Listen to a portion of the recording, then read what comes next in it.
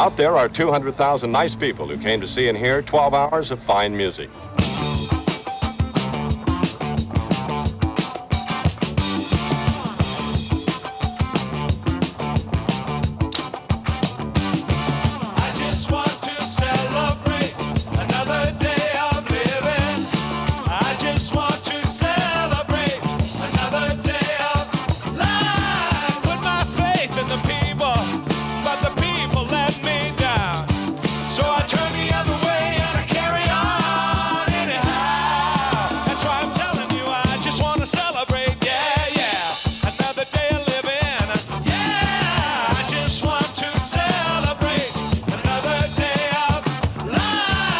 Another key figure in coordinating the California Jam was Don Branker.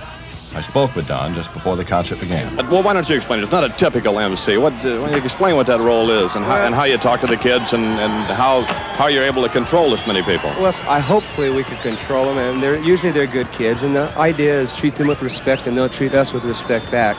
I try to set up the guidelines from the front, so I don't pull any surprises on them, and in return, they usually act good.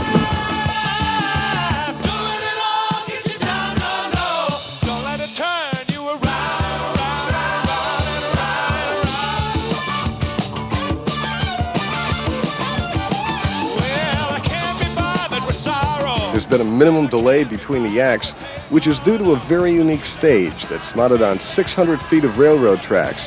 Now, this allows one act to be setting up while another act is playing.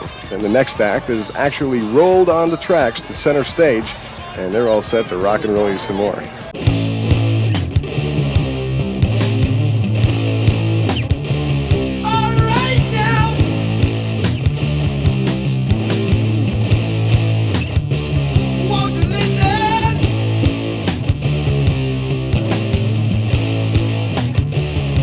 First festival that I've ever been to, where everything seems to be so beautiful and peaceful. There's no hassles, you know, the organisation is absolutely incredible, you know. It's just beautiful. It's the way they all should be.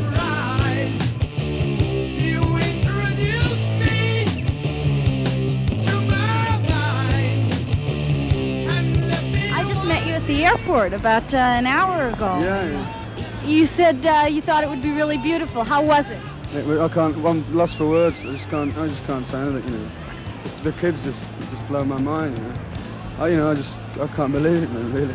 What did it look like from being on the stage? Oh, it was just like an ocean of people, you know, and when all the people's arms were in the air, it was like I don't know, it was like you know, well, I can't say. I'm lost for words, baby. I really am.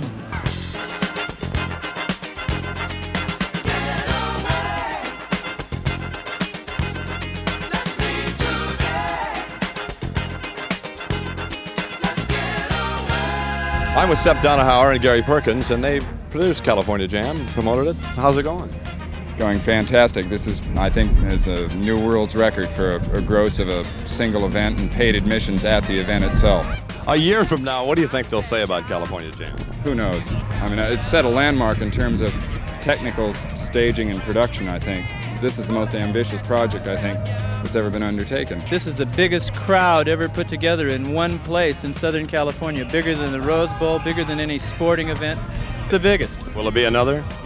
Oh, I'm sure there'll be lots more events like this, because this is really proven if you go spend the money and do everything right, you have a minimal amount of problems. This show has had minimal problems in terms of security, accidents, health, things. You know, the production's been excellent.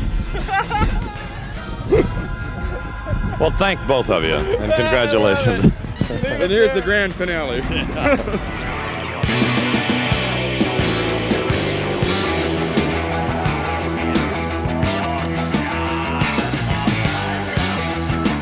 Purple decides they don't want to go on until the sun goes down, because now they have lights and they have some surprises for me, which is pyro, unplanned. And so they went in the dressing room and they weren't coming out. And the kids, as you know, are starting to get out of hand. I have this philosophy about mass crowds, and that is the only way to stop trouble is not to allow it to start. We got Deep Purple on, and he finally went on when it got dark, when he wanted to, not when we wanted to. Right. And the show goes on, and he has some surprises for me. Just as he's going through the typical English game of destroying guitars and amps and throwing them out in the audience and such. Then he turns around and takes one of his guitars and decided to take it out on a $25,000 ABC network camera. And he hit the camera, I think 3 or 4 times, and then took the neck of the guitar and put it right through the camera lens. With us are 2 of the Deep Purple people, Mad John and Simon. Someone was asking about the Deep Purple's performance out at the jam when the, I guess it was one of the amps blew up. Richie did blow up a Marshall head and 2 Marshall stacks. He had 4 flash pots in each side, in each stack, and they were soaked with gas. And like, the light guys, they took care of that, and they set it all off in a big explosion, you know, it was pretty nice.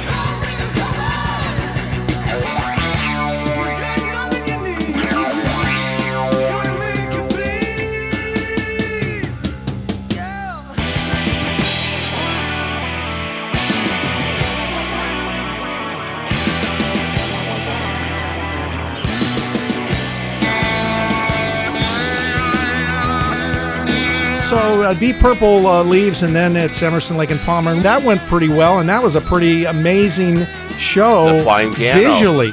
No, it was real. It was a real deal. Yeah, and again, back to ABC. I mean, this, they worked that out in advance, and they worked out the gag, if you will, right. back in the old stunt days, they call it. And it came off because you have kids out there who were indulging in illegal activities, no doubt, some of them on hallucinogenics. And then to see that. And to see the piano fly and start spinning while he's playing it, some kids have never still come down from that.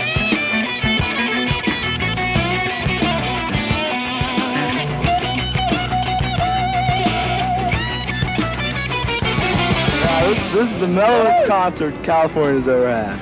We've proven right here that we can have a good time together, no hassles. I want to hear Emerson, Lake and Palmer. How old are you? 13. Does your mom know you're here? Yes. In all the years that I've ever seen rock and roll concerts, I have never ever seen 200,000 people enjoy themselves, behave themselves. Give yourself a round of applause. Everybody, all the way back.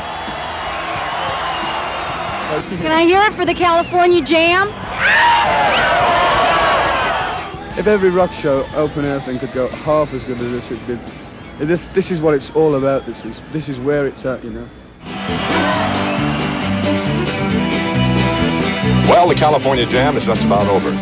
We hope you've enjoyed this special series of in-concerts. In the last few minutes, let's take a final look at some of the high points. Captain Ben Schlossberg's magnificent balloon uprising.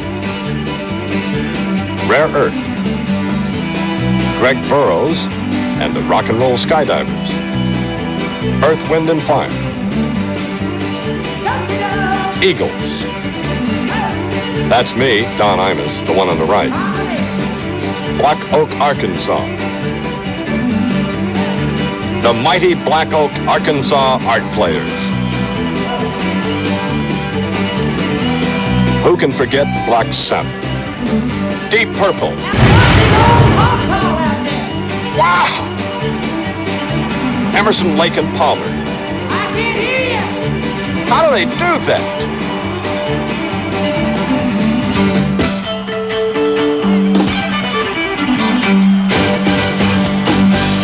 Thank you for watching. And remember, Keep your heads together and keep on trucking.